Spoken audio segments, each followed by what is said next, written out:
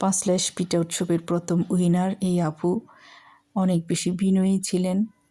এই যে প্রথম দিনে আমরা কিন্তু আপুর দোকানে গিয়েছিলাম মেলাতে। যখন প্রথম দিন আমরা যাই তখন আমি সোজা আপুর শপে গিয়েছি, আপুর স্টলে গিয়ে সবগুলো খাবারও দেখেছি। আমার কাছে ভালো লেগেছে আর আপুকে দেখে কেন জানি খুব বেশি ভালো লেগেছিল, কারণ আপুটা অনেক বেশি আন্তরিক ছিল। এই যে আপুর চিকেন বিরিয়ানি ছিল আপুর শপে।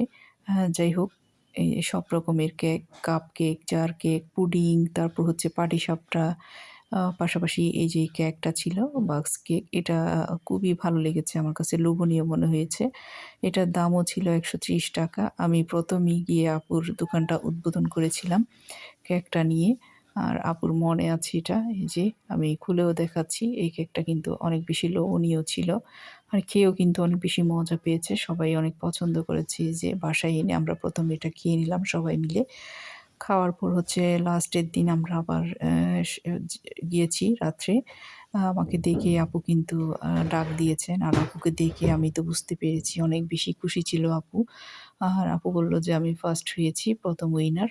আমি একজনই হয়েছি আর কেউ না। আমাকে করেছে ১ম উইনার।" এই যে আপুর পাটিসাপটা পিঠা খেয়ে আপুকে ১ম উইনার করেছিলেন। আর আপু তো ভীষণ খুশি আর তাড়াতাড়ি আমাকে ক্রেস্টটাও দেখিয়ে দিলেন। এই যে, এই যে ক্রেস্টটাও দেখিয়ে দিয়েছেন। আর আপুর